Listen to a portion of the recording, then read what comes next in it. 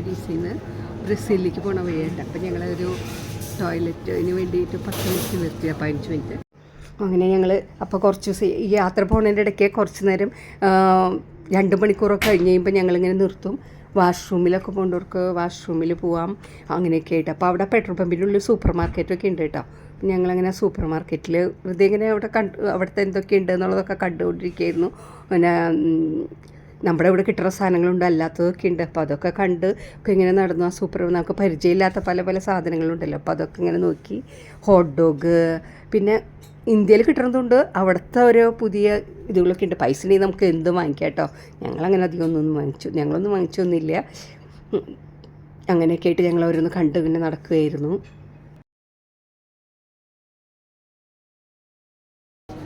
കോഫിക്ക് നല്ല വിലയായിരുന്നു, ഞങ്ങൾ മേടിച്ചു.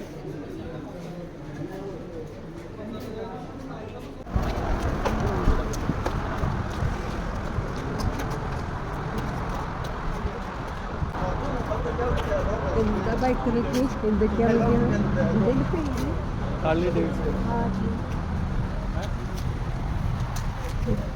ഭയങ്കര ബൈക്കാട്ടോ. ഞാൻ കണ്ടിരുന്നു 2 പേര് ബൈക്കിന് വന്നു. അങ്ങനെ ഞങ്ങൾ പെട്രോൾ പമ്പിൽ ഞങ്ങളങ്ങനെ ഞങ്ങളുടെ ബസ്സിലേക്ക് പോയിക്കൊണ്ടിരിക്കുകയാണ്. ഞങ്ങൾക്ക് ഒരു 15-20 മിനിറ്റൊക്കെ തരിക സമയം. അപ്പോൾ ഇതാണ് ഞങ്ങളുടെ ബസ് കേട്ടോ.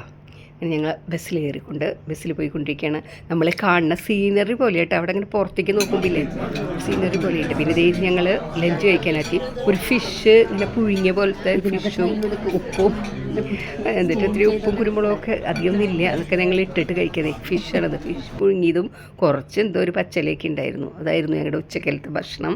പിന്നെ അത് കഴിയുമ്പോൾ ഞങ്ങൾക്ക് സ്വീറ്റ്സും ഉണ്ട് കേട്ടോ. അതിൻ്റെ കൂടെ സ്വീറ്റ്സൊക്കെ തരും. അങ്ങനെ ഞങ്ങൾ ലഞ്ചൊക്കെ കഴിഞ്ഞ് അങ്ങനെ ആ ഹോട്ടലിൽ നിന്ന് പുറത്തേക്ക് ഇറങ്ങുകയാണ്. ഞങ്ങൾ എത്തേണ്ട സ്ഥലത്ത് ഇപ്പോൾ എത്തിയിരിക്കുകയാണ്. ഇനി അവിടുത്തെ കാഴ്ചകളും അവിടുത്തെ വിശേഷങ്ങളും അവിടുത്തെ ചരിത്രങ്ങളും അടുത്ത വീഡിയോയിൽ പറയുന്നതായിരിക്കും.